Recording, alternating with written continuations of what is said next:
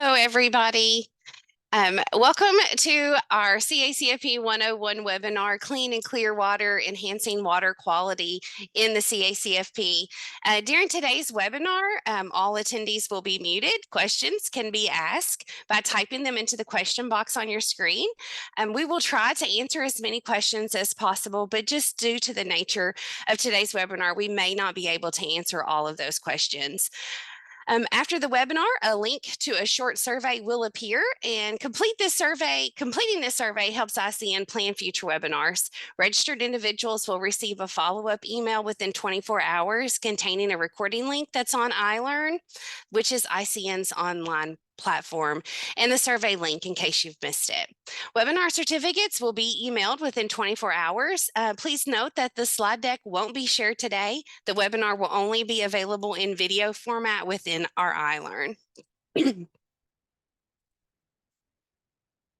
By the end of this webinar today, you will be able to identify methods to test for lead in water, as well as identify strategies to reduce lead exposure and protect drinking water in the CACFP setting. The views and opinions expressed in this webinar are solely those of the presenter and do not necessarily reflect the official policy or position of the Institute of Child Nutrition. Today's webinar, we have guest panelist Ying Tin. She has over 15 years of experience on the topic of water quality and lead reduction in drinking water, and being part of the U.S. EPA's 3Ts program, which is training, testing, and taking action team.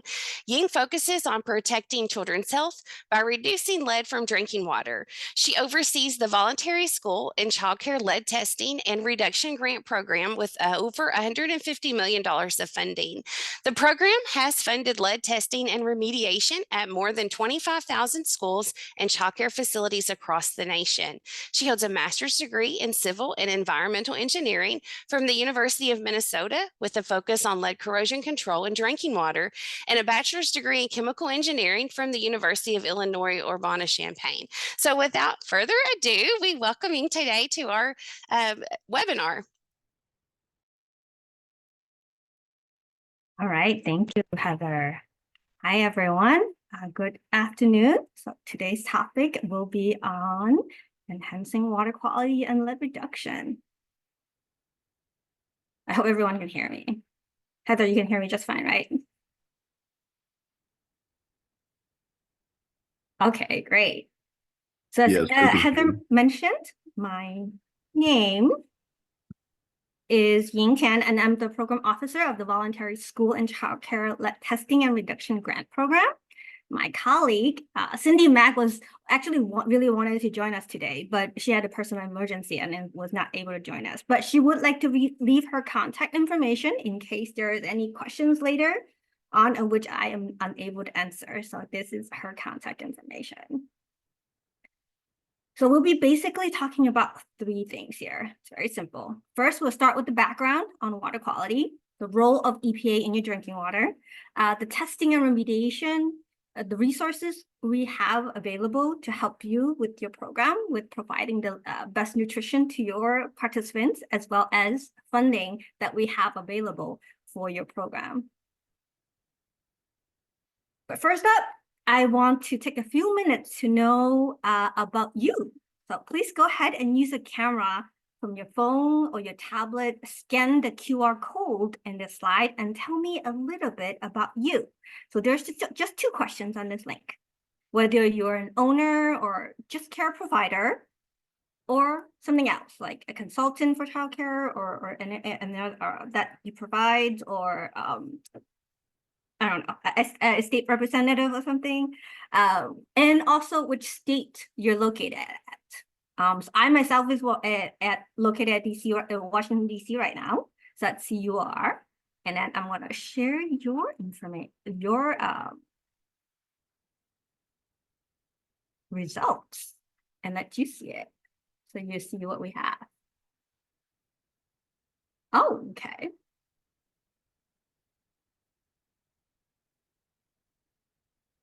So we have a lot of care providers.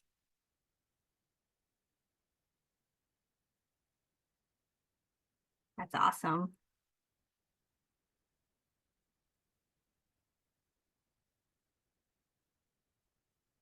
What else do we have?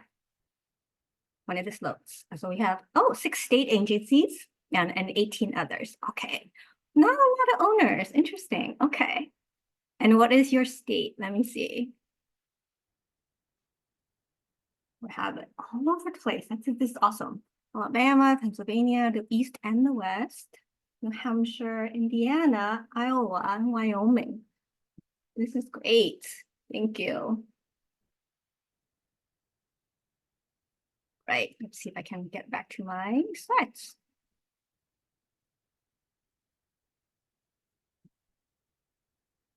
And next, I do the other question I have. If we're talking about the topic of water quality, right? What are your concerns? Select all that applies. When you think about your drinking water, what is your concern when you're drinking water?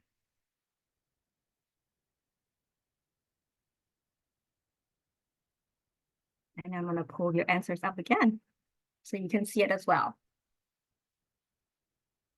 Okay, so we have 20 on lead, metals, microbials, chemicals, and 7 on others. Okay, still finishing it up. Looks like we're slowing down. Great.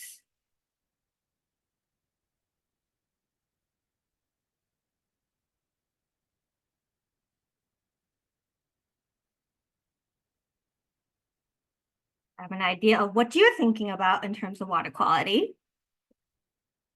And so now we go back to the background of what EPA is about. For one, EPA does not have direct authority to regulate the drinking water at your childcare facility, unless it is what is called a public water system. What that means is that there are some childcare facilities or schools that have their own water supply and their own treatment system. And then that's when they fall under this definition of a public water system. Otherwise, most of the time you're under probably a utilities water. And therefore, then the utility would be under the EPA's jurisdiction of authority. And how EPA regulates these public water systems is through the Safe Drinking Water Act. And under the Safe Drinking Water Act, the EPA is able to set standards for drinking water quality and oversees the states, the localities, and the water suppliers who would carry forth and ensure these standards are met. And one thing that is really hard for the EPA in this entire chain to oversee and ensure drinking water standards, though, is lead in drinking water. And I will be talking a little bit more about that. And that actually will be the focus of my today's presentation on lead in drinking water. So I started learning about lead in drinking water for about 15, 16 years now. And it turns out the battle has actually quite been long for EPA. As you can see from this timeline, the first lead ban started in 1986, and this is only for drinking water. And now it's in 2024, and we're still trying to come up with more regulations so that we can set better standards to try to reduce the possibility of lead exposure in drinking water as much as possible with various regulations and standards. So let's step back a little bit more, just a second. So lead is not only in drinking water, right? So there are other sources of lead, like lead-based paint, which was banned, but in the environment, it's still in the environment and in old buildings, so lead-based paint. And the others are soil, air, and some consumer products. Well, essentially in the US, the standard for consumer products are much more stringent, but something like international products, you have no idea what the standards are. And then lastly, drinking water. To me, it's one of the lower ones, which are minimum compared to like lead-based paint, but still there are some. And we know there is actually no safe level of lead exposure, right? And so the reason is lead is a toxic metal that is harmful to human health, and children are most susceptible to the effects of lead because their bodies are still developing. Therefore, they tend to absorb more lead than adults. So lead exposure in children can cause adverse health effects, both physical and behavioral. Like what's in the slides is the impaired growth, reduced attention span, hyperactivities, and learning abilities. And so EPA and CDC actually have consistently stated that there is no safe blood lead level. Because lead exposure often occurs with no obvious symptoms, it frequently goes unrecognized. And so lead in drinking water can be a significant contributor to the overall exposure to lead, particularly for infants whose diet consists of liquids made with water, such as baby food, juice, or formula, and lead bioaccumulates in the bones. And the only way to know if there is lead in your drinking water is to test each fixture used for human consumption. And by EPA's definition for human consumption, that's water used for drinking, bathing, showering, hand washing, teeth brushing, and oral hygiene use, food preparation, and dishwashing. And so when I am talking about lead in drinking water, it's actually not water that has the source of lead. It is the premise plumbing. And that's the reason why I mentioned earlier why it is so difficult for the entire chain of folks like EPA, states, water utilities to set a standard to ensure no lead in the water. Because by the time, even though the water going into the plumbing, going to the building, there's no lead, by the time it goes into the plumbing, it enters in contact with plumbing material that may contain lead. And that's where lead gets into contact in the water. And water can be very clean, right? We have these standards in place. But yeah, again, once it enters the plumbing, that's a whole different story. And that's coming from potential sources like a lead pipe, which is what we call a lead service line. Interior plumbings like lead solder that are commonly used until 1986, brass fittings, valve solder, and potentially the faucet itself. So here's another picture of where the source of lead could be from a building's plumbing. A lead pipe, which is a dull gray soft metal pipe, would be a significant highly lead source. And this is the picture on the left. You may ask, well, all my pipes are copper. Copper has no lead source. That is actually true. But if your building was built before 1986, the other source of lead would be from lead solder, which are the most common material used to join and weld copper pipes together, and this could contain lead up to 50% or more by mass before 1987 per se.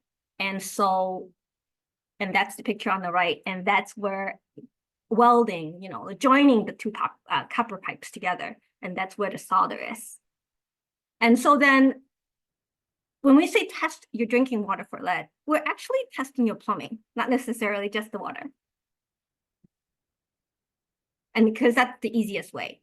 And so now here's another question and another challenge. When it comes to lead testing in your drinking water, if you're going to test it, what challenges would you and your facility have? And I'm going to pull out your questions so you can see it. The answers. Now I'm going to say questions, the answers. There you go.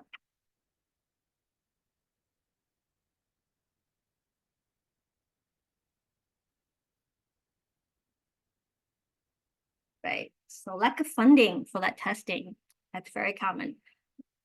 Lack of funding for fixing potential lead problems. Okay, that's a pretty high one. I do not own the building. Yeah, that is actually what we discussed earlier. And there's not a lot of people who said they own the building.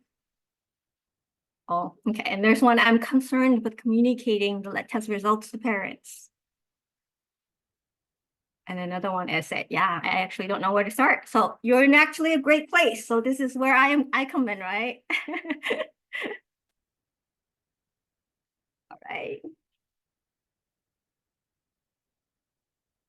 So now, here are some of this is why you have unique challenges. You're serving a vulnerable population. And as we just discussed, childcare facilities are places where children who is growing bodies are more susceptible to lead and are learning and playing.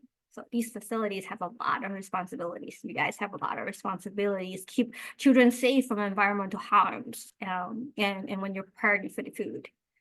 And intermittent water use patterns. So don't drink stale water. What is stale water? This is the water that's been sitting in the pipes after a summer break or after a spring break or after just the weekend. And so facilities with infrequent water use patterns are even more susceptible of the water becoming old. That's why it's defined. So the longer the water sits in plumbing, the more likely that it would contain lead because it has more chance to connect and be in contact with the lead and have a lead going to the leaching into the water. So, and the next challenge is not federally required. So as mentioned earlier, schools and childcare, your childcare facility are not federally mandated to require a lead test unless they're considered a public water system. Again, as I said earlier, unless they have your own well, you treat your own water. So the vast majority of childcare facilities are not tested. And that's how it goes, right? And larger buildings are more likely to have issues with water age because they're not used very often. And like older fountains and fixtures could be more prone to old water in pipes as it sit there for a long time. And again, older plumbing. It's always that old building. Many childcare facilities are built before 1989, and 45% of these were built between 1950 and 1969, and most still have lead paint and lead pipe somewhere in the building. And so now we go on to our next section, which is the resources we have available to test for lead in drinking water. Some of the actions to take afterwards, which I call remediation, and the resources we have available, and as well as the funding as we discussed. And so this is where I like to introduce you to the 3Ts program, which is what we call the training, 3Ts for training, testing, and taking action. And this program was created such that we're able to provide the resources, materials, the tools a childcare would need, both a childcare and school, would need for reducing lead exposure from drinking water. And through this program, we created templates, guides, and all different types of tools that are both static and interactive. We also have Thurston, our mascot, to be part of our source materials to make it more fun. He's supposed to be fun. So the website is on here, and the QR code is also provided on the right side if you would like to take a look at some of the resources we have. And we are consistently trying to build more products and materials that are most suitable for your use. And so if you later after this this webinar and you say, oh, I know there's something EPA can do to help us, send me an email and tell me what you think childcares would need, what kind of materials, what kind of resources you would need, or tools to help you to do this program. And so now this is one of the first videos we've created. One of the first products I want to show you about lead testing. So let's see if this works. T's program. Welcome to the U.S. Environmental Protection Agency's 3Ts lead sample collection video. This video expands upon materials developed in support of EPA's 3Ts program to reduce lead in drinking water in schools and childcare facilities through training, testing, and taking action. This video will show how you can identify sources of lead in drinking water at a school or childcare facility. We will walk through, step by step, how to sample for lead throughout your facility to help keep your school or childcare communities safe and informed. For more details on each of the steps covered in this video, see the EPA 3Ts lead sampling field guide at www.epa.gov/safewater/3Ts. Lead in drinking water most often results from corroded plumbing materials that contain lead. Children are most susceptible to the effects of lead because their bodies are still developing. Therefore, they tend to absorb more lead than adults. In children, lead exposure video. This video expands upon materials developed in support of EPA's 3Ts program to reduce lead in drinking water in schools and childcare facilities through training, testing, and taking action. This video will show how you can identify sources of lead in drinking water at a school or child care facility. We will walk through, step by step, how to sample for lead throughout your facility to help keep your school or child care community safe and informed.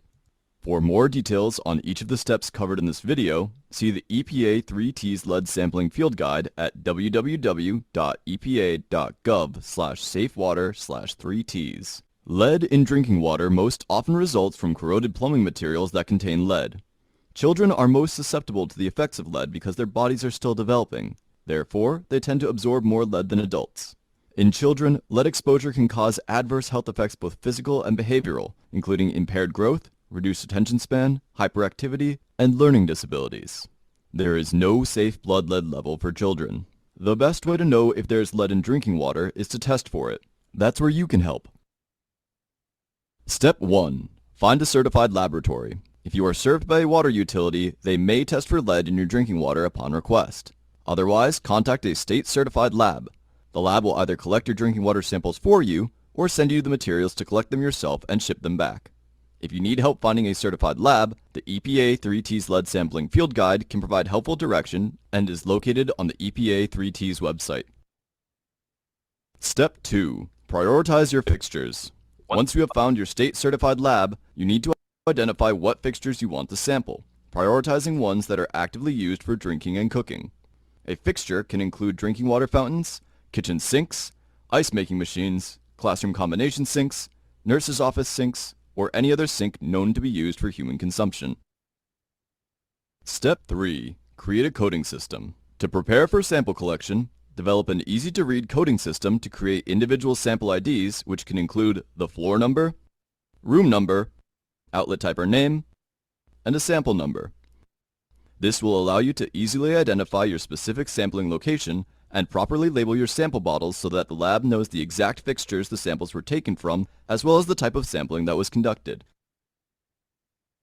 The EPA 3T's data e-trackers, shown here, can assist with tracking and documenting sampling results and any actions you take if lead is detected.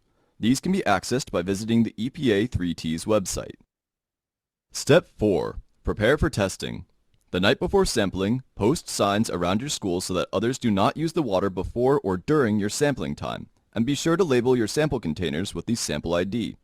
You should also gather the following materials: a pencil, a notepad, a stopwatch, sample containers, your sampling form, disposable plastic gloves, and a labeled map of the plumbing system. Other optional items that may be helpful include hand wipes or bottled water to wash your hands with.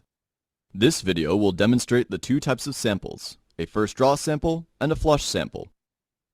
A first draw sample collects water from the fixture and its parts, shown here in blue. These results will indicate if the fixture is a source of lead in your water. A flush sample collects water from further behind the fixture, shown here in orange. Samples are taken in predetermined lengths of time after the water has been flowing out of the fixture. These results will indicate if the pipes behind the fixtures are a source of lead in the water. A flush sample is normally collected if your first draw sample has lead levels at the fixture. However, flush samples may be taken the same day as the first draw samples to reduce costs. Step 5. Collect your sample. To conduct a first draw sample, water should be sitting in the pipes for at least 8 hours, but for no more than 18 hours prior to sampling. These samples are typically collected in the morning, before the facility opens and before the fixtures have been used. When taking a first draw sample, do not flush the fixture by running the water before collecting your sample. The first draw sample is collected immediately upon turning on the water. To do this, place the container under the fixture or faucet and then turn the water on. Fill the 250 milliliter container to the top, but do not allow the water to overflow. Secure the lid on the container and set it aside. Be sure to record any observations in your sampling form. For example, was the faucet leaking? Was there any water discoloration? Did you notice a change in water pressure? The flush sample is also collected in the morning before a facility opens and before any significant water is used. Using a stopwatch, let the water run steadily, commonly for 30 seconds. Then fill the 250 milliliter container to the top with water.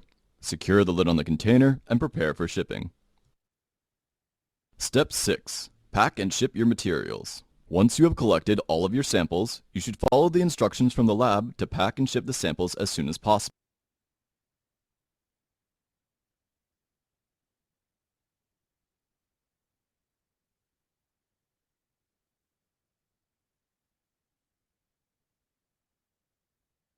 Uh-oh, almost there.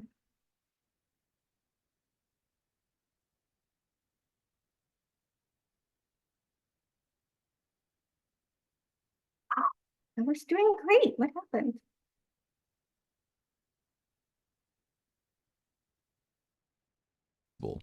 Waiting too long could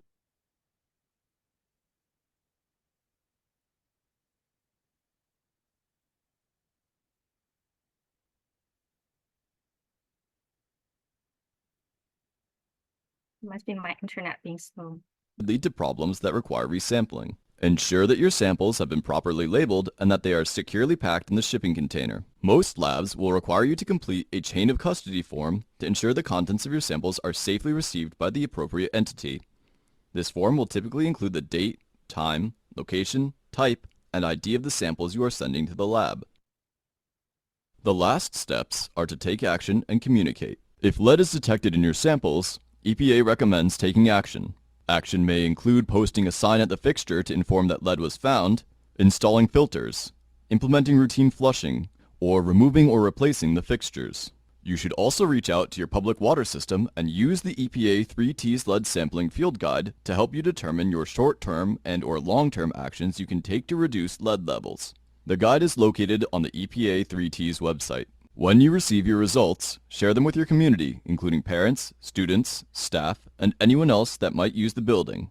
Use the customizable EPA 3T's letter template to share results and actions with your community. By watching this video, you've taken the first step in protecting children from lead exposure in drinking water. Now you are ready to begin the 3T steps of training, testing, and taking action. For more details on testing, please review the EPA 3T's lead sampling field guide and other resources on EPA's 3T's website. Thanks for watching. Right. Phew.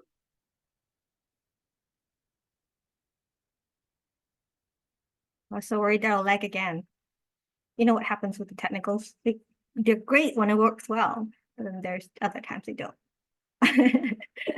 All right, so the next one, taking action. Now that you guys know how to do samples, right?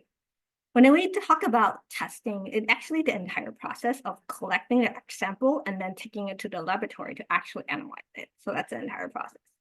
And basically, as you've seen in the video, it's actually quite easy because it's basically just for your responsibility. It's just taking like a glass of water from your faucet. But what happens after that? So once you receive your results back from the laboratory, you take the sample, send it to the laboratory. What happens after that? What can you do if you find lead? Well, from the 3T's perspective, we use a 3-process approach, which you could use all 3 or just one step at a time, depending on your results, right? And the first thing is in the red box, which we call the immediate response, which is something you should do at all times, right? Especially if you found it something problematic.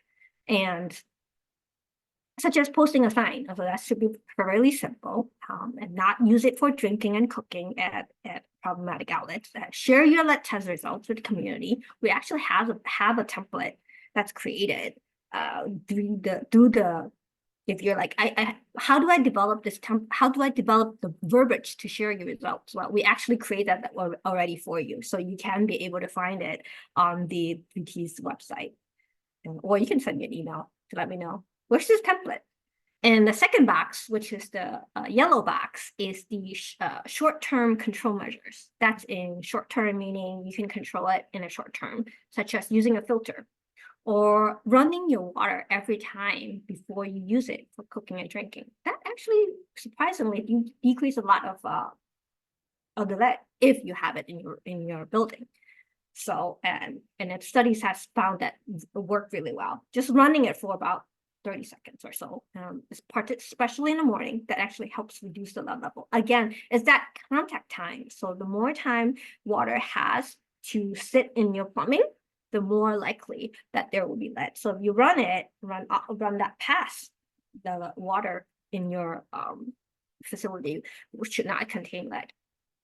And the last one, if you find high levels of lead on a consistent basis, potentially you have to find the source and do some replacements, like the fixture itself. Or if you find that's high, maybe you have a lead pipe, or just permanently provide a filter that is certified to remove lead, not just any filter, right? A filter that is certified to remove lead. Not every single filter will remove lead. So you have to find that certification, which I will show later, that it does remove lead, and you know that it says it on there. Or just refigure your plumbing. I know these are the more permanent measures, and have you'll be like, I don't have money for that, so I'll be talking about a little bit more. So now the 3T's resources that I was just speaking about, and also from the video. So this is one of our 3T's program plan e-builder. So it's one of our latest materials, and it's a simple version. It's a consolidated version of all that we talked about in this video. And we recommend this one for facilities that have 10 outlets, 10 fixtures or less.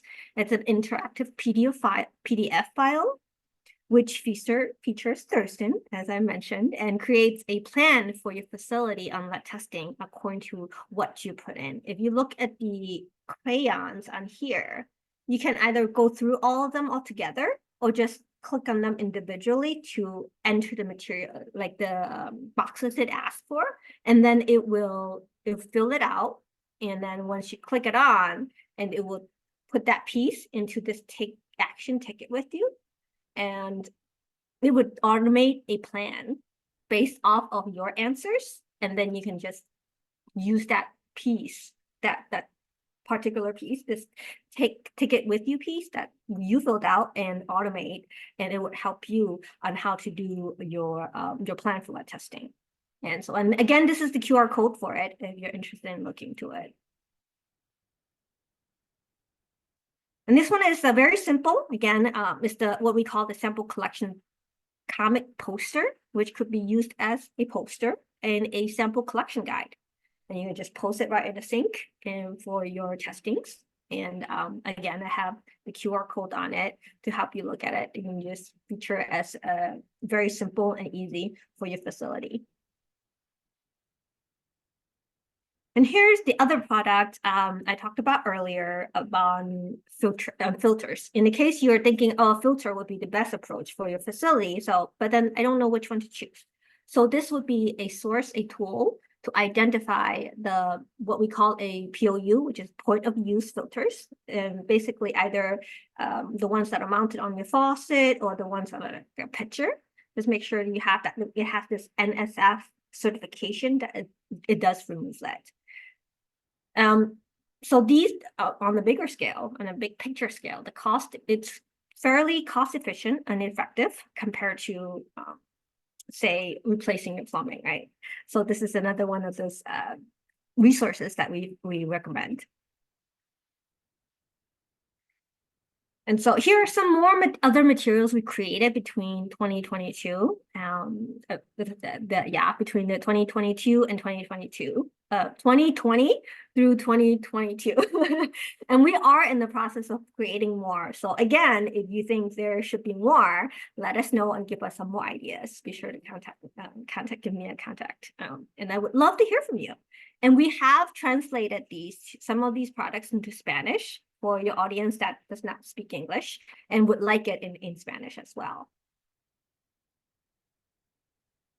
Okay, so on a wrap, other than the actions I spoke about earlier, it's highly recommended to establish continuous routine practices to minimize lead exposure to ensure your drinking water quality. And the routine practices could be like cleaning the aerator, which is like the aerator is the screen on the top of your faucet. And that's, if you unscrew it out, you'll see like little particles and stuff on it. And it's like a strainer on the faucet itself that we recommend you clean it about, say, every 3 months, and it would help keep lead off of your water. And this one should be very easy to do, right? And if you have a water filter, be sure to keep a schedule and routinely change it, because your filter is absorbing all these metals, all these lead on it. So if you don't filter it over time, it actually could leach out.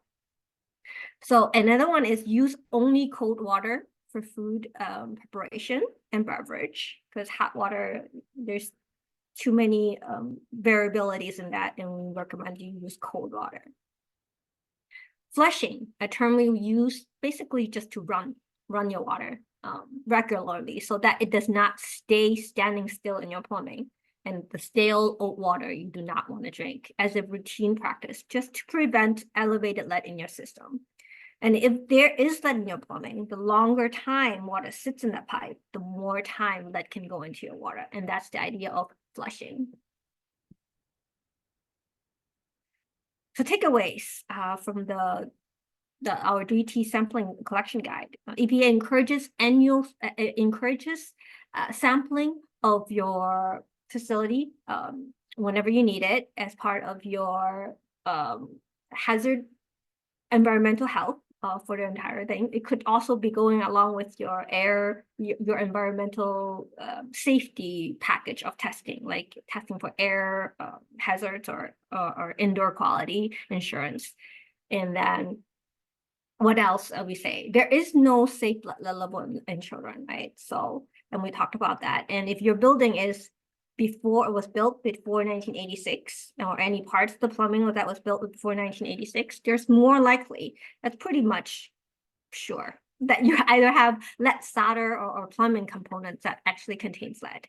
And the truth is, one test is a snapshot of lead level taken at the time it was collected. So if you collected like last week or 2 months ago, it actually may or may not be the same as the samples you took from today. So results from one outlet, so you take your sample from your kitchen versus the sample from your water fountain, they may not match because 1 for 1, the faucet is different. And then, of course, regularly schedule testing and routine practices to ensure reducing lead in drinking water. And of course, if you have any issues or concerns, make sure you contact your water utility, which we call the public water system, for guidance. They would have a lot of material on this. And of course, go to 3T's website. We also have a lot of resources available for you to use. Now we go to the last part, which is funding.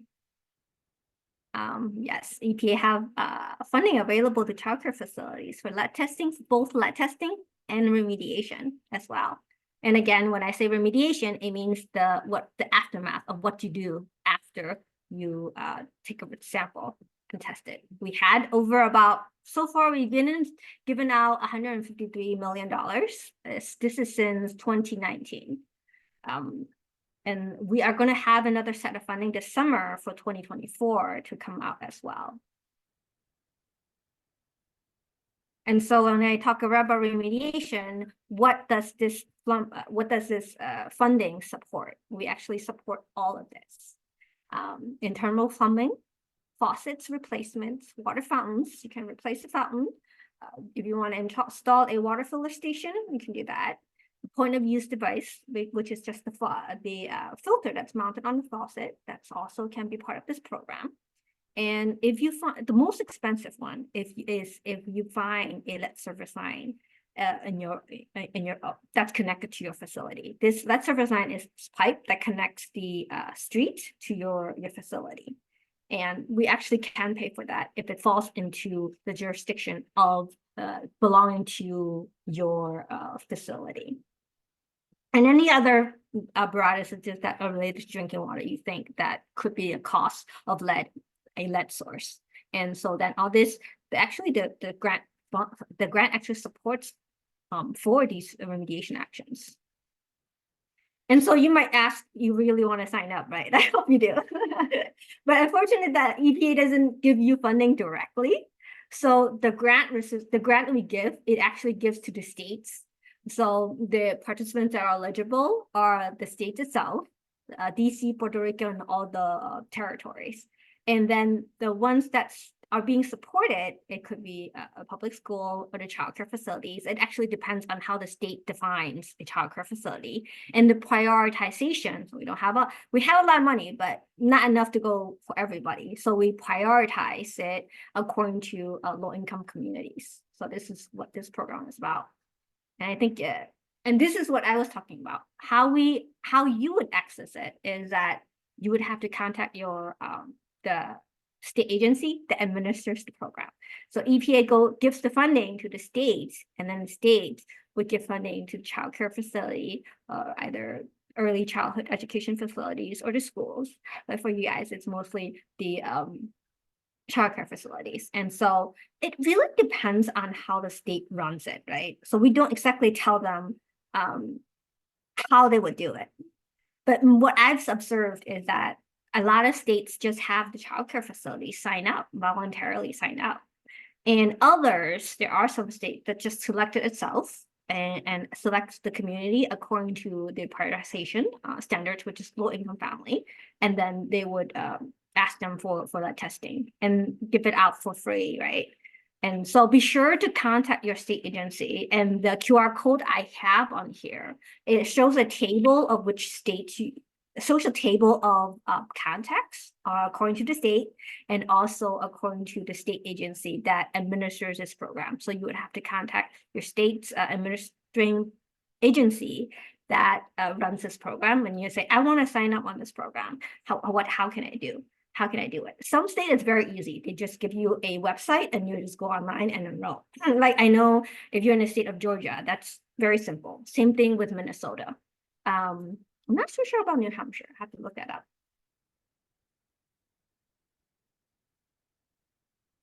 And all right. And if you find that you're not eligible, according to the state standards in the program, we have this document here that is potential funding sources for reducing lead in drinking water in schools and childcare. So this has over, there's 4 federal programs, 79 state programs, 15 foundations and companies that actually can help with the lead testing and remediation and water quality related projects. So be sure to go on to this guide. It's, I don't know, it's over 100 something pages, 138 pages, but you don't have to go through them. Just click on your state, like in this page, just click on your state and it will show you the program that for your state only. You don't have to go through an entire nation. So this is fairly easy, and it has simple information on national foundations, corporations, states, and federal agencies that have strong commitment to support your initiatives with providing safe drinking water to your participants. So, and so, I think this is my last slide. Key takeaways. So lead sources from solder or older internal plumbing may contribute to lead in drinking water. And the best use routine practices to reduce that exposure, like running your water and only using cold water for drinking, and test your drinking water for lead. When we say test for your drinking water for lead, we're actually saying test your plumbing, but it's easier to say because you're actually collecting water, right? So it makes sense. And use EPA's 3Ts program for resource materials on that testing and taking response actions. Like remember those immediate responses, the short-term control measures and the permanent control measures. So it depends on your budget and what you'd like to do for your facility. And of course, EPA does have funding to assist you with this information, with all the entire process. And so this is my contact information again, and if you have any questions, and I think we have 15 minutes for, which is very good timing for your questions so that I can answer them. And I'm gonna stop sharing and give the time to Heather.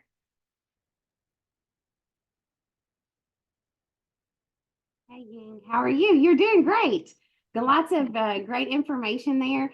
I was today years old, I guess, whenever I realized that you shouldn't start anything with hot water. You should always start with cold water.